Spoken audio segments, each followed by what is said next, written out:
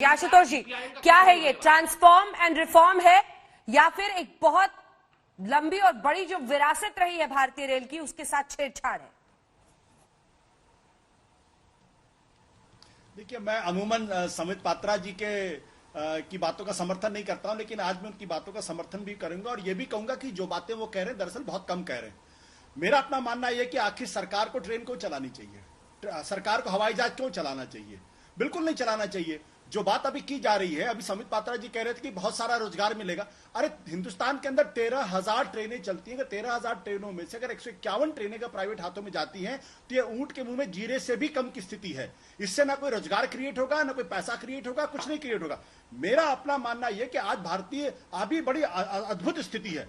अभी आज मैंने अखबारों में पढ़ा है कि 1 जुलाई को पहली बार 100% ट्रेनें जो है वो टाइम पे चली। आप सोचिए, हिंदुस्तान की आजादी में हम इस बात को सेलिब्रेट कर रहे हैं कि पहली बार 70 साल में ट्रेन टाइम पे चली है। अगर यह भारतीय रेलवे की स्थिति है तो फिर आप समझ लीजिए भारतीय रेलवे किस दिशा के अंदर जा रही है। पहली बात तो ये, आप दुनिया के किसी भी दूसरे देश के अंदर चले जाइए, वहां ट्रेन टाइम पे चलती है, वहां पे ट्रेन बिल्कुल साफ सुथरी होती है, वहां का प्लेटफॉर्म बिल्कुल हाईली मैनेज्ड होता है, वहां के प्लेटफॉर्म के अंदर आपको उस तरीके के मल और तमाम गंदगी चीजें नहीं मिलती हैं। वहां पे आपको खाना साफ सुथरा मिलता है। हमारे और आप जैसे यात्रियों को क्या चाहिए? हमारी हिंदुस्तान का जो रेलवे बोर्ड है वो बुरी तरीके से फ्लॉप हो चुका है। हिंदुस्तान का जो रेलवे मंत्रालय बुरी तरीके से फ्लॉप हो चुका है। और अगर ये प्राइवेट हाथों में आता है तो मुझे लगता है इसमें किसी को कोई आपत्ति नहीं होनी चाहिए। जब एविएशन को प्राइवेट हाथों में दिया जा रहा था तब यह कहा जा रहा था कि एविएशन पूरी तरीके से बिक जाएगा। आज हम और आपकी तो बात मैं नहीं करता, लेकिन मेरे जैसा आदमी जो है वो हवाई जहाज में चढ़ सकता है, क्योंकि जो फ्रेट जो उसके फेयर थे वो आज कम हुए, कॉम्पिटिटिव प्राइसेस की वजह से फेयर कम हुए।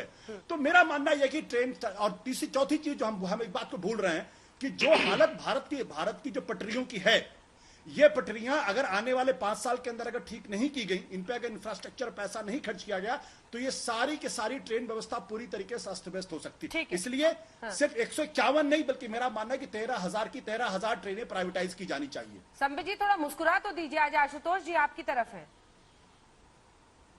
मैं कुछ बोलूं? नहीं, मैं मनी मन मुस्कुरा रहा हूं, ऐसी बात नहीं है।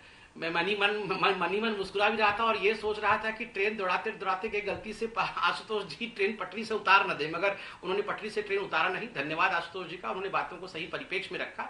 नहीं, 13,000 ट्रेन कोई प्राइवेटाइज नहीं होने वाली है। इन्होंने ऊंट के मुंह में जीरा कहा। मैं मानता हूं कि ये पीपीपी मोड है और बिल्कुल सही बात है, इससे रोजगार बढ़ेगा। और देखिए, 2-3 चीजें मैं आपको बताता हूं, टेक्निकली बताता हूं।